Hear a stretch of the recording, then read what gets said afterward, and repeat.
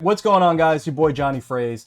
Today I want to show you guys just a quick tip on using GP2040-CE and using the function command to map buttons that normally you would actually use a physical button for, but you could reduce the number of buttons that you're using with the function key. So for instance, we have 3 buttons on the side here, and this side actually doesn't have any buttons. My standard for the dub usually has another set of buttons on this side.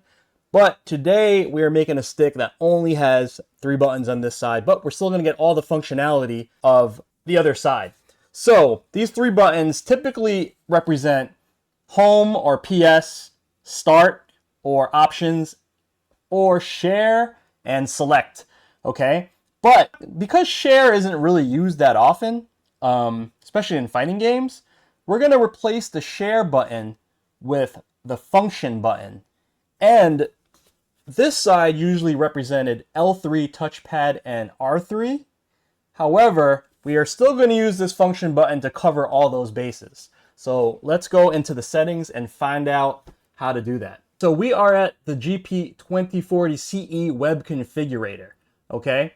To get here, you want to press the start button while you plug in the controller. Board will flip over to that mode. And then you want to navigate to this URL, which is 192.168.7.1. And then you will be on this web browser based configuration tool that's built into GP2040-CE. Okay, step 1 is you're going to choose the configuration and go to pin mapping. And then you want to find wherever share is mapped. On this particular board, share is mapped to pin number 15. And I'm going to change this to function. Boom, function, okay?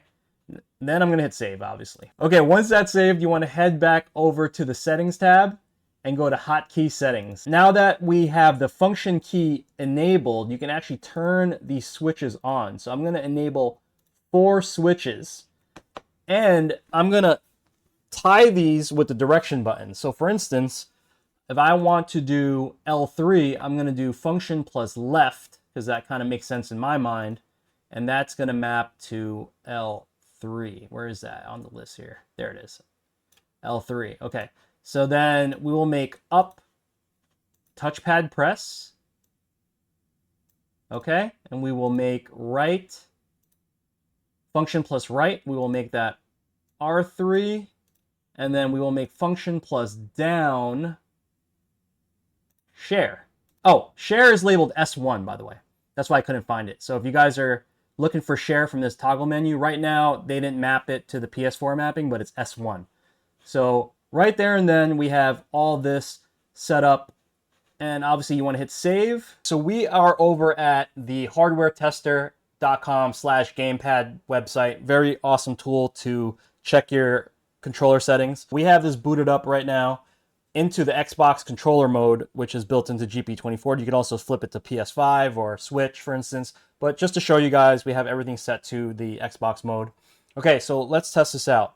Obviously, all the inputs are working correctly, just to show you guys. But our main concern is these side buttons right over here. So home, that's going to be the home key, right? Start, going to be the start key. Now, function does nothing when I press it, right? So home is mapping as B16, start is B9, and then function is nothing. But when I pair function plus left, that's B10 firing off. Okay, that's L3. If I press down, you're going to see the share button lit up. And then we have R3, which is B11 being triggered. And then if I press up, that's supposed to be touchpad, but on Xbox, it doesn't do anything. As you can see, it is mapping all the inputs using this function key as basically a shift key in tandem with a direction key. All right, guys, so that's a real quick tutorial about how to use the function key in the GP2040-CE settings to basically have multiple inputs and it reduce the amount of buttons you're using on your build, but still have the same amount of functionality. Don't forget to sub, don't forget to like the video, and I'll see you guys in the next one.